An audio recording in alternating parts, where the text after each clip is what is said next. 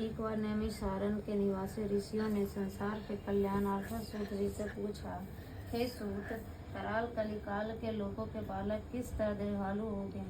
सो कहिए। सूत जी बोले, जब द्वापर युग का अंत और कलयुग का आरंभ था, उसी समय बहुत सी सुकालु स्त्रियों ने आपस में सलाह की कि क्या इस काल में माता के जीवित रहते पुत्र मर जाएंगे।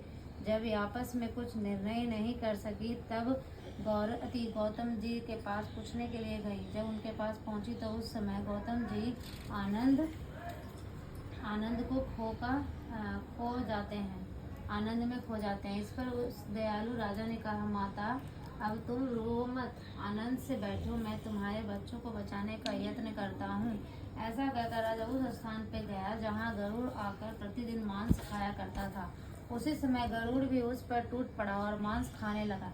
जब अतिशय तेजस्वी गरुड़ ने राजा का बायां अंग खा लिया तो झटपट राजा ने अपना दाहिनी अंग फेर कर गरुड़ के सामने कर दिया। यह देखकर गरुड़ जी ने कहा, तुम कोई देवता हो? कौन हो तुम? मनुष्य तो नहीं जान पड़ते। अच्छा, अपना जन्म और कुल बताओ। पीड़ा से व्याकुल मनवाजे राजा ने कहा, हे परीक्षाराज, इस तरह के प्रश्न करना व्यर्थ है।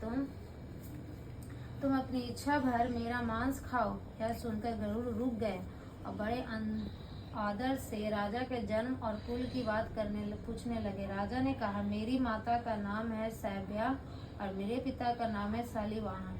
सूर्यवंश में मेरा जन्म हुआ है और जिमुतवाहन मेरा नाम है। राजा जी दयालु होकर देखकर गरुड़ ने कहा, हे महाभाग, तुम्हारे मन में जो अभिलाषा हो वह वर मांगो।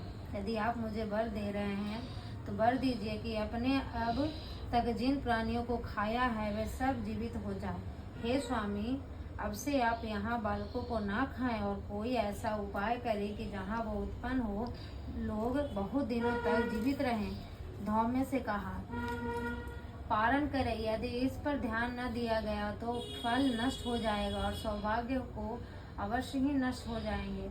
जिबुतवाहन को इस तरह वरदान देकर गरुड़ बैकुंठ धाम चले गए और राजा की अपनी पत्नी के साथ अपने नगर को आपस में चले आए। धौम्य द्रौपदी से कहते, हे देवी, मैंने यह अतिशय दुर्लभ व्रत तुमको बताया है। इस व्रत को करने से बच्चे दीर्घायु होते हैं।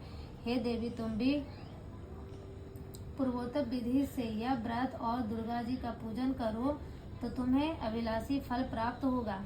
मुनिराज, धौम्य की बात सुनकर द्रौपदी के हृदय में एक प्रकार का कौतूहल उत्पन्न हुआ और पूर्णावर्षी के स्त्रियों को बुलाकर उनके साथ यह उत्तम व्रत किया। गौतम ने कहा, यह व्रत और उसके प्रभाव को किसी एक चिन्ही ने सुन लिया और अपनी सखी सियारनी को बतलाया। इसके बाद पीपल वृक्ष की शाखा पर बैठकर उस चिल्ही ने अपनी उसी पक्षी के एक खोते में बैठकर सियारनी ने भी व्रत किया। फिर वही चिल्ही किसी उत्तम ब्राह्मण के मुंह से यह कथा सुन आई और पीपल के खोते में बैठी हुई अपनी सखी को सुनाया कि मेरे बेटे गए हैं अनाथ, अर्थात इनके मारा डालो। यह सुनकर राजा ने उस मंत्री के पुत्रों को मारने के लिए कई प्रकार का उद्योग किया।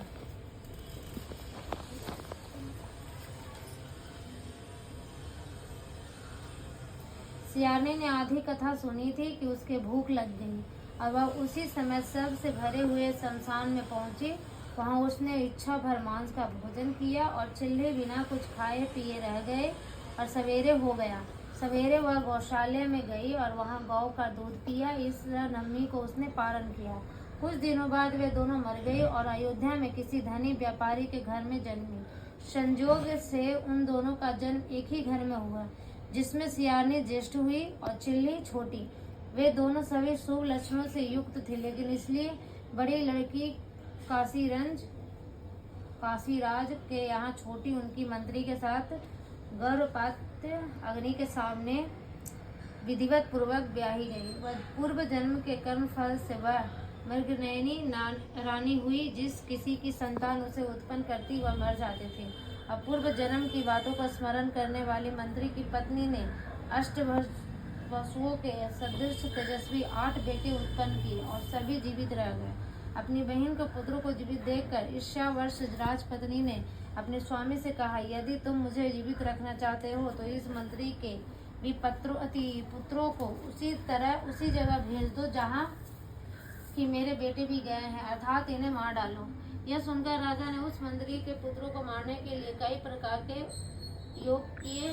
मंत्री पत्नी ने जीवित पुत्रिका के पुण्य बल से बचा लिया। एक दिन राजा ने अपने आदमियों से उन पुत्रों का सिर कटवाकर पिटारी में रखवाकर और वह पिटारी उनकी माता मंत्री पत्नी के पास भेज दिया।